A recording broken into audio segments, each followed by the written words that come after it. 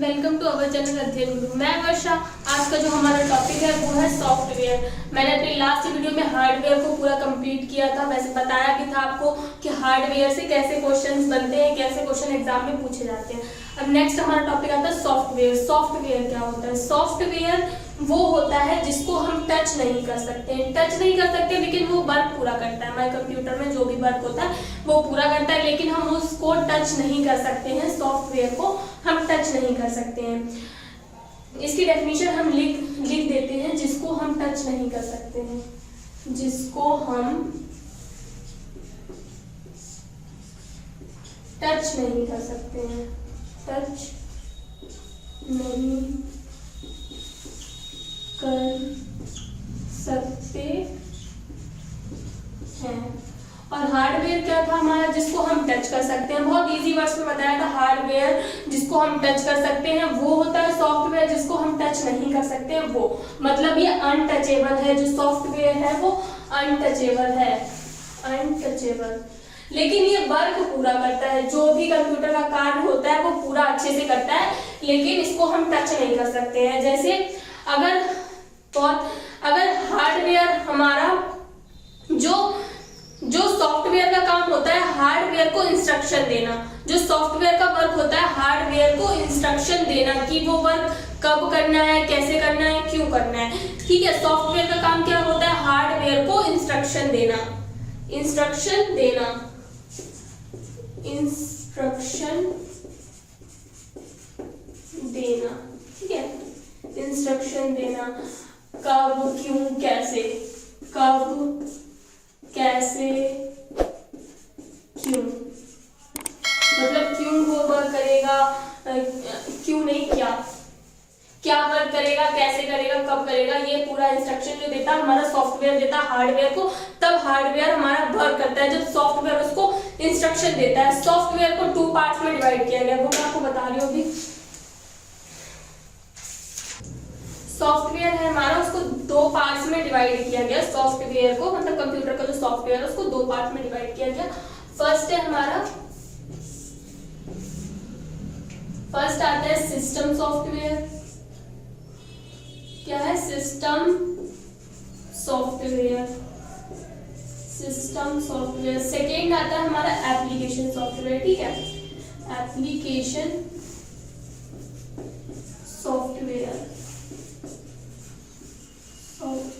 Software को 2 parts में divide किया गया। फर्स्ट है सिस्टम सॉफ्टवेयर एंड सेकेंड है एप्लीकेशन सॉफ्टवेयर। अब जो सिस्टम सॉफ्टवेयर है वो क्या होता है? सिस्टम सॉफ्टवेयर जिसके बिना सिस्टम काम नहीं कर सकता है, मतलब जिसके बिना सिस्टम काम नहीं कर सकता, ये पहले से इंस्टॉल होता है हमारे सिस्टम में। जिसके बिना सिस्टम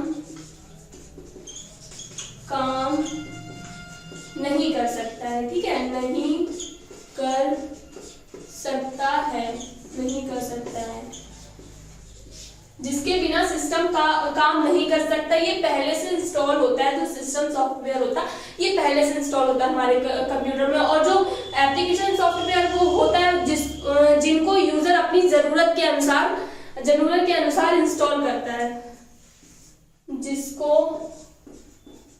यूजर जरूरत के अनुसार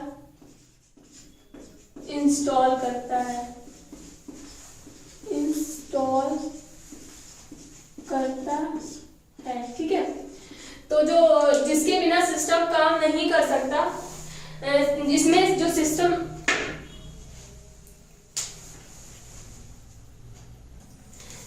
सॉफ्टवेयर क्या होता है? जिसके बिना सिस्टम काम नहीं कर सकता है, मतलब जो सिस्टम को चलाने के लिए वो पहले से इंस्टॉल होता है, वो होता है हमारा सिस्टम सॉफ्टवेयर। और एप्लीकेशन सॉफ्टवेयर वो होता है जिसको यूजर जरूरत के अनुसार इंस्टॉल करता है। मतलब अगर हमको नीड है, कोई भी ऐप की हमको नीड है, तो हम गूगल प्ले से जाके वहां से इंस्टॉल कर लेते हैं। अगर एप्पल का फोन है तो एप्पल स्टोर से जाके इंस्टॉल कर लेते हैं। वो क्या होता है? हमारा एप्लीकेशन सॉफ्टवेयर होता है। जैसी हमें नीड होगी वैसा हम एप्लीकेशन इंस्टॉल कर लेंगे। और सिस्टम सॉफ्टवेयर जो सिस्टम का कंपलसरी होता है कि वो होना, अगर वो नहीं होगा तो सिस्टम हमारा वर्क ही नहीं करेगा। ठीक है, जिसके बिना सिस्टम काम नहीं कर सकता है। इसका जो फर्स्ट है सिस्टम सॉफ्टवेयर का, अगर हम एग्जांपल लेते हैं तो फर्स्ट आता है हमारा operating system. Operating system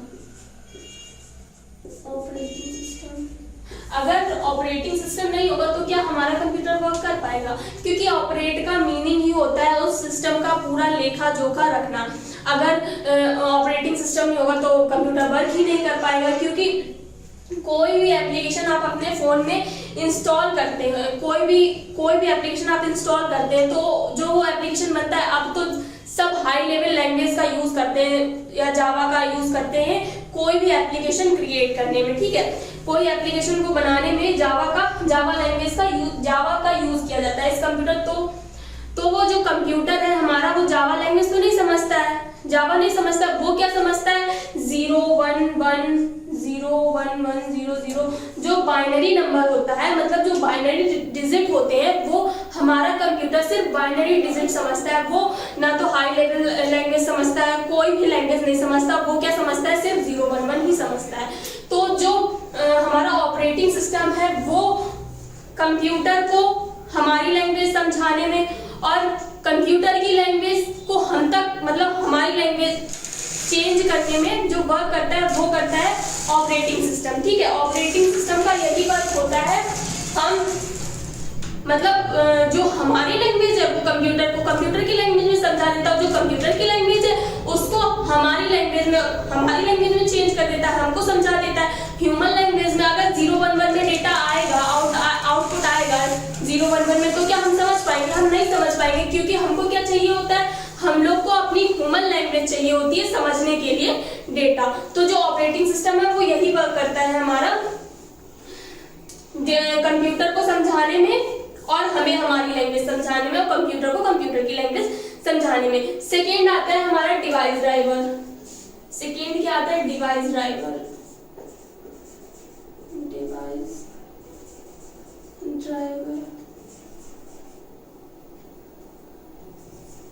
device driver क्या होता है? डिवाइस ड्राइवर जैसे आप कोई भी कीबोर्ड हो गया, माउस हो गया, उसको अपने सिस्टम में जब जोड़ते हो, जब सिस्टम में माउस को जोड़ोगे या कीबोर्ड को जोड़ोगे या प्रिंटर, किसी को भी सीपीयू, किसी को भी जब जोड़ते हो अपने सिस्टम में, तो जब सिस्टम में जोड़ते हो तो उसके लिए कंप्यूटर में इंस्टॉल करना पड़ता है डिवाइस ड्राइवर। अगर डिवाइस ड्राइवर नहीं होगा, जो ये सॉफ्टवेयर है, जब तक ये नहीं होगा तब तक आप उसको सिस्टम को कनेक्ट नहीं कर सकते। स्पीकर हो या माइक्रोफोन कुछ भी हो नहीं कर सकते। अब आप पूछोगे कि मैम हमने लैपटॉप लिया, हमने लैपटॉप में तो हमें कोई भी मतलब हमने उसमें कीबोर्ड भी यूज कर रहे हैं, उसमें हमें नहीं कोई भी सॉफ्टवेयर इंस्टॉल नहीं करना पड़ा, मतलब डिवाइस ड्राइवर नहीं इंस्टॉल करना पड़ा उसको चलाने के लिए कीबोर्ड या माउस को।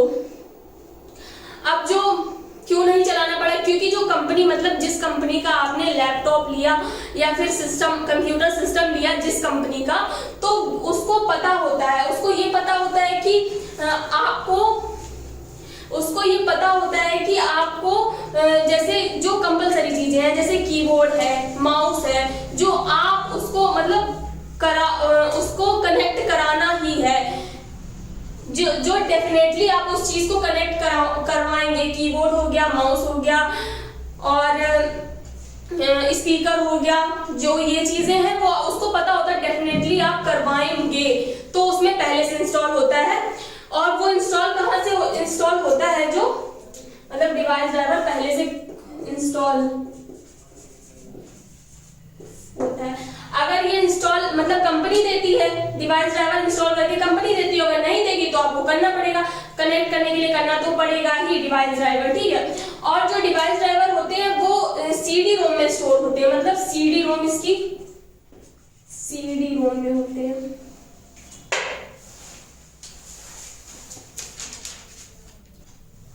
डिवाइस ड्राइवर है वो पहले से कोई कंपनी पहले से इंस्टॉल करके देती है कि उसको पता होता है कि आप इसको कीबोर्ड डेफिनेटली इसमें करेंगे कनेक्ट, तो वो पहले से इंस्टॉल करके दे देती है। वो कहाँ पे स्टोर होता है? सीडी रोम में। सीडी रोम मैंने अपने लास्ट वीडियो में बताया था, पूरा compact disc read only memory. अगर आपको सीडी रोम के बारे में पूरा जानना है तो मेरा आप लास्ट वीडियो जरूर चेक करिएगा, उसमें पूरा एक्सप्लेनेशन करके मैंने पूरा बताया है सीडी रोम के बारे में, ठीक है। तो सीडी रोम में ये स्टोर करता है जो भी जो डिवाइस ड्राइवर है वो सीडी रोम में स्टोर करता है, सीडी रोम में स्टोर करता है।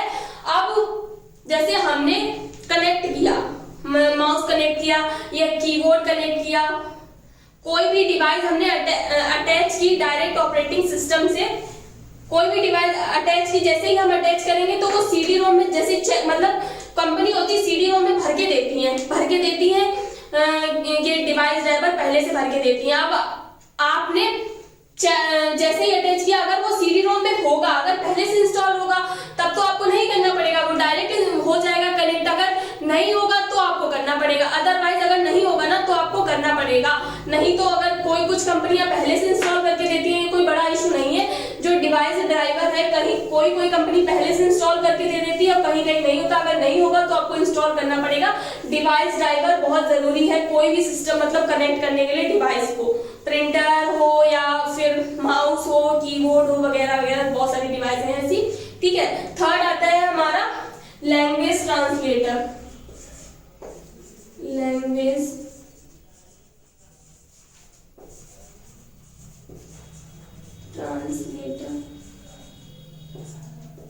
लैंग्वेज ट्रांसलेटर क्या होता है? एक भाषा को दूसरी भाषा में, मतलब जो कोई भी लैंग्वेज हो उसको कंप्यूटर मतलब मशीन लैंग्वेज में चेंज कर देता, वो होता है हमारा लैंग्वेज ट्रांसलेटर, ठीक है। जैसे हम कंप्यूटर को कोई भी अपनी लैंग्वेज में कुछ भी दे रहे हैं, डेटा हमने दिया अपने कंप्यूटर को, फिर वो कंप्यूटर क्या समझता है, 011 समझता है, यानी कि बाइनरी लैंग्वेज समझता है। तो जो लैंग्वेज ट्रांसलेटर होता है वो यही वर्क करता है, लैंग्वेज को ट्रांसलेट करता है। कोई भी लैंग्वेज हो उसको मशीन लैंग्वेज में चेंज करता है। जैसे जो असेंबली लैंग्वेज है हमारी, असेंबली लैंग्वेज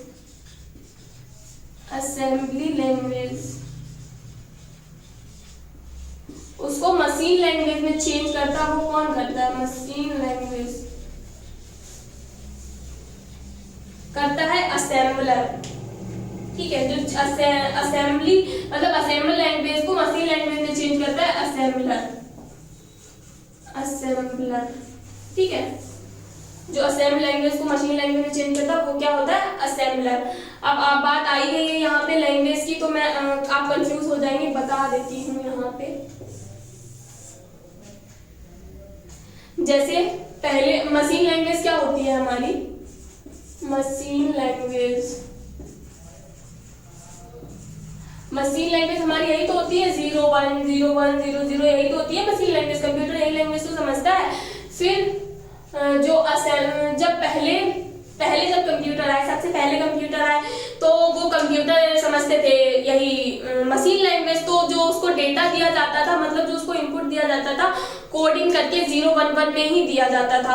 अब उसको फिर बाद में सोचा गया कि क्या और भी लोग जो जिनको कोडिंग आती थी वही लोग करते थे, वही लोग कंप्यूटर चला पाते थे, सब तो नहीं चला पाते थे, सबको कोडिंग नहीं आती थी। तो ये सोचा गया कि हाँ चलो अब 4-5 लोग ही क्यों चला रहे हैं कंप्यूटर को, सब लोग चलाएं। तो फिर उसके बाद उसको चेंज किया गया, फीचर्स भी काफी चेंज होते गए। तब आया हमारा मतलब असेंबलर आया, जो असेंबल लैंग्वेज को चेंज करता था मशीन लैंग्वेज में। असेंबली लैंग्वेज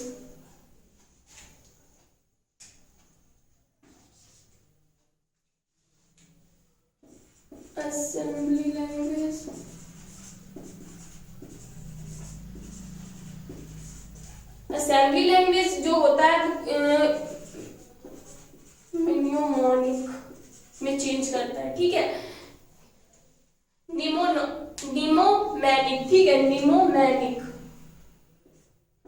एम साइलेंट रहता है इसमें, वैसे इसकी स्पेलिंग होती है MNEMONIC, ठीक है। निमोनिक में चेंज करता है जो असेंबली लैंग्वेज होता है, निमोनिक में चेंज। निमोनिक का मतलब क्या होता है?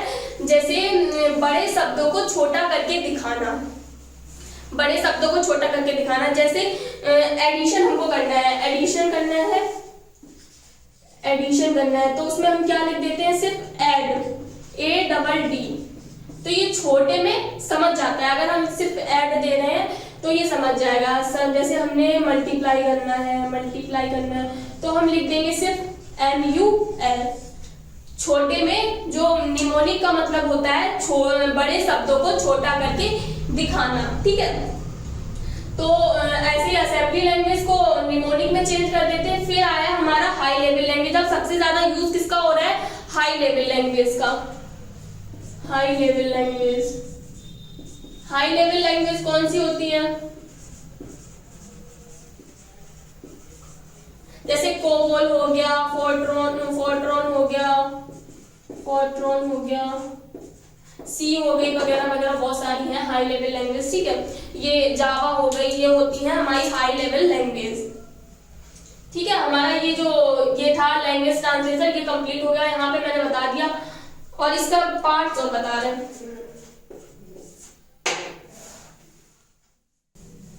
जैसे जो हमारा ये होता है लैंग्वेज ट्रांसलेटर, जो हमने ये बता दिया असेंबली लैंग्वेज मशीन लैंग्वेज में चेंज करता है।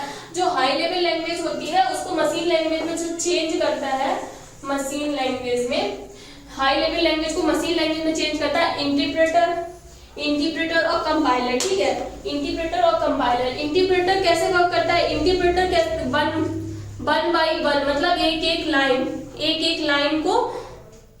लाइन को ट्रांसलेट करता है। जो कंपाइलर होता है वो पूरा डेटा एक साथ, मतलब पूरा डेटा एक साथ कराएगा। मैं यहाँ पे लिखे देती हूँ, one by one line, one by one line. और जो कंपाइलर होता है वो होल, मतलब पूरे डेटा को एक साथ ट्रांसलेट करता है मशीन लैंग्वेज में, ठीक है। हाई लेवल लैंग्वेज से मशीन लैंग्वेज में इंटरप्रेटर अगर चेंज करेगा तो वो वन एक लाइन करके करेगा, और जो कंपाइलर करेगा वो पूरे डेटा को एक साथ कर देगा। यहाँ हमारा जो सिस्टम सॉफ्टवेयर था वो कंप्लीट हो गया। फर्स्ट था, मैं रिवीजन करा देती हूँ, फर्स्ट था ऑपरेटिंग सिस्टम। जो ऑपरेटिंग सिस्टम होता है वो ऑपरेट कराता है हमारे और कंप्यूटर के बीच में, ठीक है। और सेकेंड था डिवाइस ड्राइवर, जो कोई भी डिवाइस को कनेक्ट करवाने के लिए डिवाइस ड्राइवर इंस्टॉल होना जरूरी है हमारे सिस्टम में। थर्ड आता है लैंग्वेज ट्रांसलेटर, मतलब ये लैंग्वेज को ट्रांसलेट कराता है। जैसे मैंने बताया यहाँ पे असेंबली लैंग्वेज को मशीन लैंग्वेज में कैसे चेंज कराएंगे, तो असेंबलर के थ्रू, और जो मशीन असेंबली लैंग्वेज को, मतलब हाई लेवल लैंग्वेज को मशीन लैंग्वेज में चेंज कराएं तो इंटरप्रेटर और कंपाइलर के थ्रू। यहाँ पे जो मेरा सिस्टम सॉफ्टवेयर था वो कंप्लीट हो गया पूरा। नेक्स्ट आते हैं एप्लीकेशन सॉफ्टवेयर। एप्लीकेशन सॉफ्टवेयर जो है हमारा फर्स्ट, सेकेंड आता है हमारा एप्लीकेशन सॉफ्टवेयर। एप्लीकेशन सॉफ्टवेयर क्या होता है मैंने आपको बताया, जिसको यूजर जरूरत के अनुसार इंस्टॉल करता है, मतलब जिसको नीड होगी अगर उस एप्लीकेशन की तो वो गूगल प्ले से जाके इंस्टॉल कर लेगा। अगर, और जो हमारा सिस्टम सॉफ्टवेयर था वो कंपलसरी होता है, अगर वो नहीं होगा सिस्टम सॉफ्टवेयर तो हमारा सिस्टम सही से वर्क नहीं करेगा, ठीक है। एप्लीकेशन सॉफ्टवेयर मतलब यूजर अपनी जरूरत के अनुसार इंस्टॉल करता है। तो इसको फर्स्ट ले लेते हैं हम MS ऑफिस, ठीक है। MS ऑफिस सबको पता होगा, माइक्रोसॉफ्ट ऑफिस। मैं यहाँ पे लिख देती हूँ वैसे फुल फॉर्म, माइक्रोसॉफ्ट ऑफिस, ठीक है। MS ऑफिस होता है माइक्रोसॉफ्ट ऑफिस। इसका जो जैसे MS वर्ड ले लिया हमने, MS word, MS power point,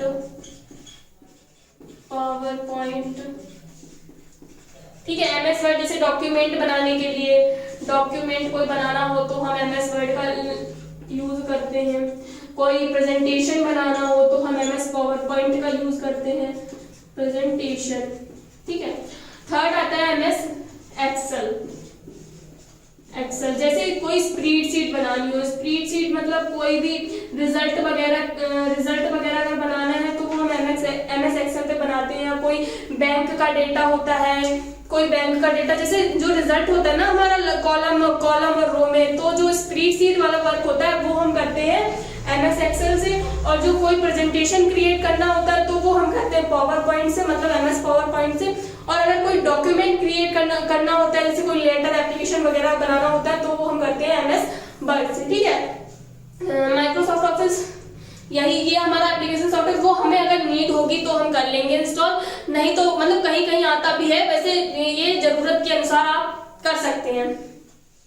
second आता है हमारा एडोब रीडर।